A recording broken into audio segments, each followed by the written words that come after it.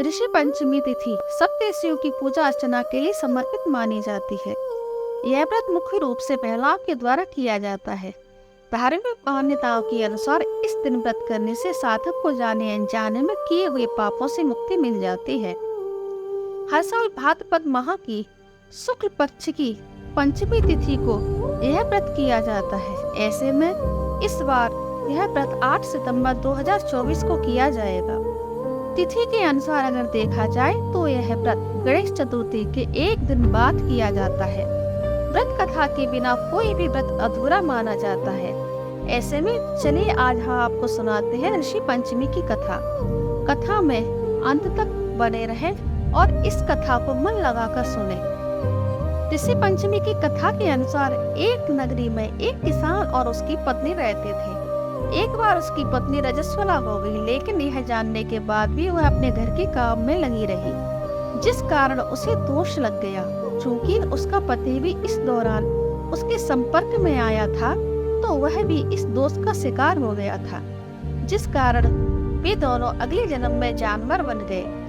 पत्नी को कुतिया का जन्म मिला तो पति बैल बन गया था।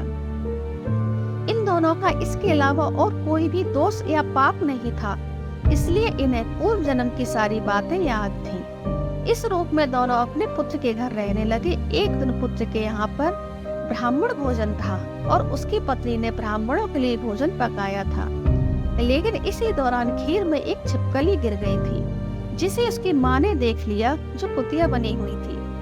अपने पुत्र को ब्रह्म हत्या से बचाने के लिए उसने अपना मुख खीर में डाल दिया, लेकिन कुतिया की इस हरकत को देखकर पुत्र वधू को बहुत गुस्सा आया और उसने मार मार कर उसे घर से बाहर निकाल दिया। जब रात के समय वह यह सारी बात बैल के रूप में अपने पति को बता रही थी, तो उसकी सारी बातें उसके पुत्र ने सुन ली। तब उसने एक ऋषि के पास जाकर इस सब से बचने का उपाय पूछा।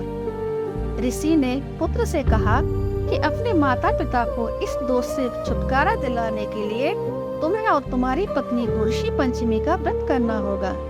ऋषि के कहे अनुसार पुत्र ने ऐसा ही किया, जिससे उन दोनों को पशु योनि से छुटकारा मिल गया। इसलिए महिलाओं के लिए ऋषि पंचमी का व्रत बहुत ही उत्तम माना जाता है। वीडियो अच्छी लगी हो तो लाइक करें, शेयर करें और हमारे चैनल को सब्सक्राइब जरूर करें।